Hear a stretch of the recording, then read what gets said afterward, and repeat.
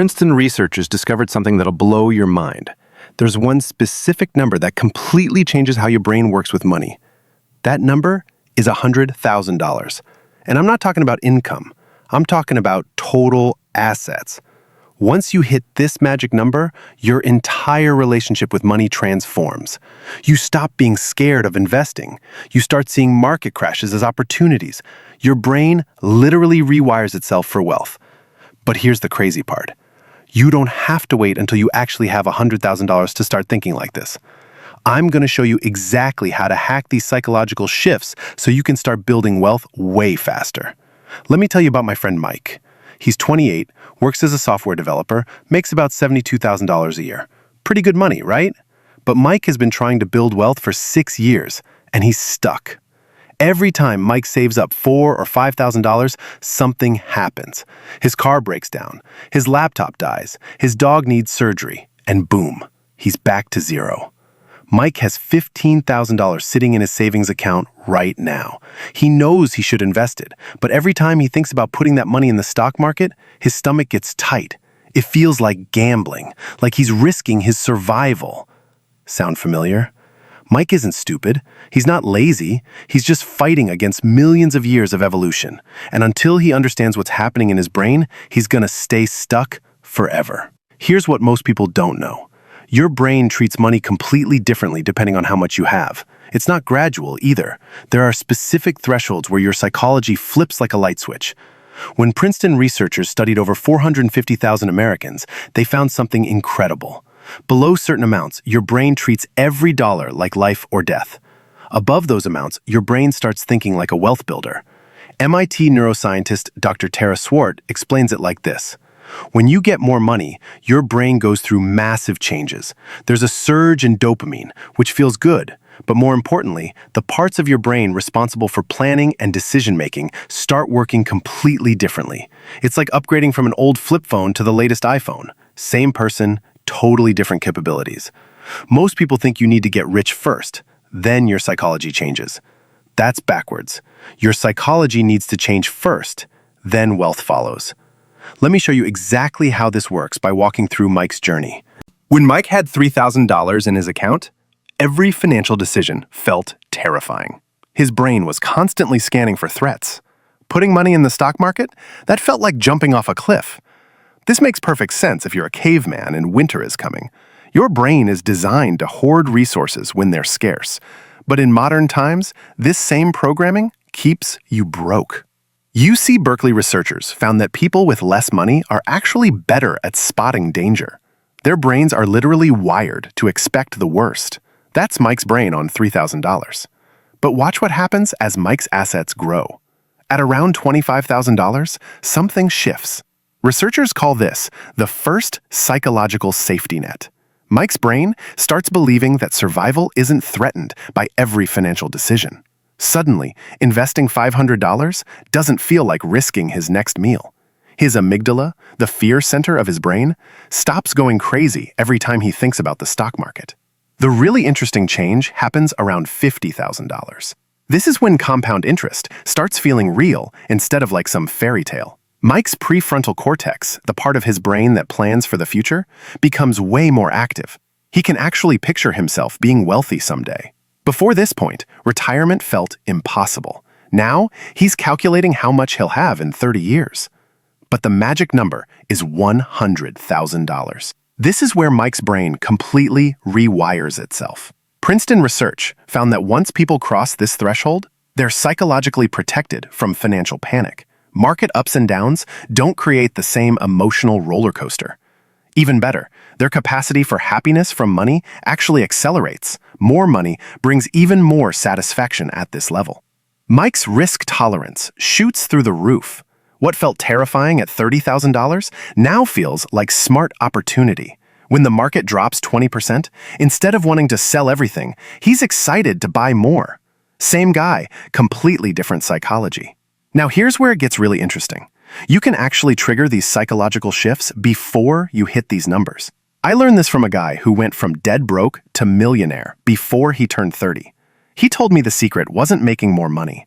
It was changing how his brain thought about money. And he did it using 3 simple tricks.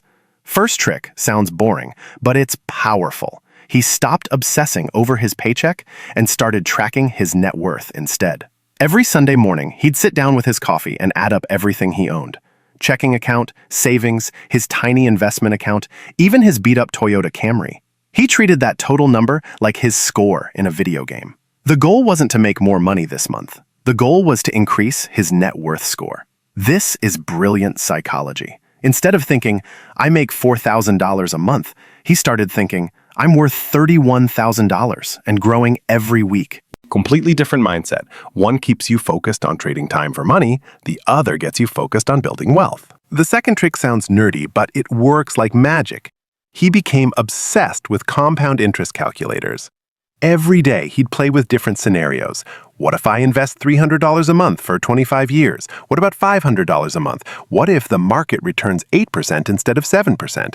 Most people look at compound interest once and forget about it. This guy made it his daily entertainment. He'd watch his future wealth grow on the screen until his brain started believing it was actually possible. Your brain needs to see those big numbers over and over before it believes them.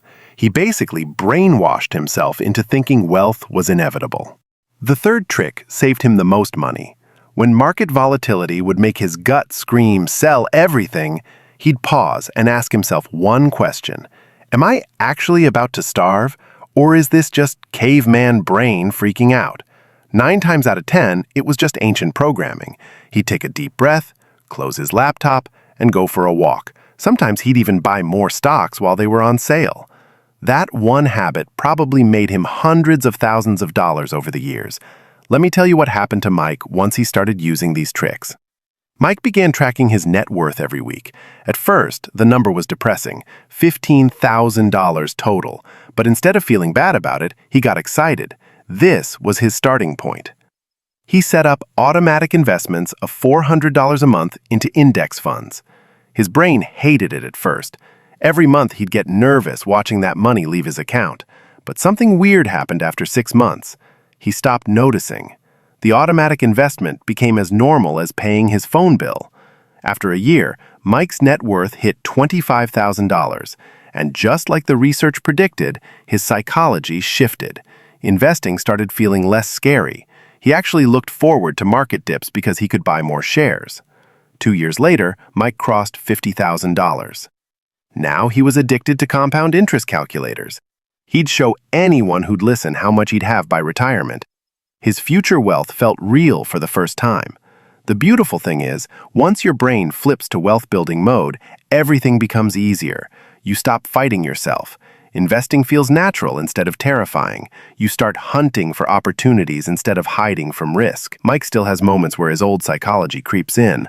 When he wants to invest an extra $2,000, part of his brain still panics.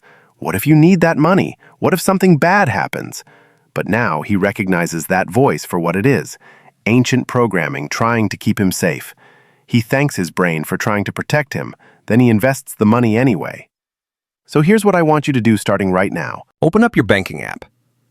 I'm serious, pause this video and do it right now. Add up everything you have. Checking, savings, investments, retirement accounts, even your car if you own it. Don't worry if the number is small. This isn't about judgment, this is about awareness. Your brain needs to know exactly where you are before it can take you where you want to go. Write that number down. That's your wealth score. Your goal isn't to make more money next month. Your goal is to increase that score every single week. Next, set up one automatic investment this month. I don't care if it's $25 or $250. Pick an amount that feels slightly uncomfortable but not terrifying. You want your brain to notice, but you don't want it to panic. The amount doesn't matter nearly as much as the automation. You're training your brain that investing is normal, not dangerous. Finally, start checking your total net worth every week. Make it a ritual. Sunday morning coffee and net worth check. Watch that number grow. Celebrate every increase, even if it's just $50. Your brain needs positive feedback to believe this wealth-building thing actually works. Mike went from financially anxious to financially excited, not because he discovered some secret investment strategy. He changed how his brain thinks about money. And if he can do it, you can too. Remember, Your psychology determines your wealth, not the other way around. Change your mind, change your money. The research is crystal clear. Your brain changes at specific wealth thresholds. These changes are predictable, they're measurable, and, most importantly, you can trigger them early if you know what you're doing. Which phase do you think you're in right now? Are you still stuck in survival mode, like Mike was? Or are you starting to feel that shift toward wealth-building psychology? Let me know in the comments. Understanding where you are psychologically is the first step to getting where you want to be financially.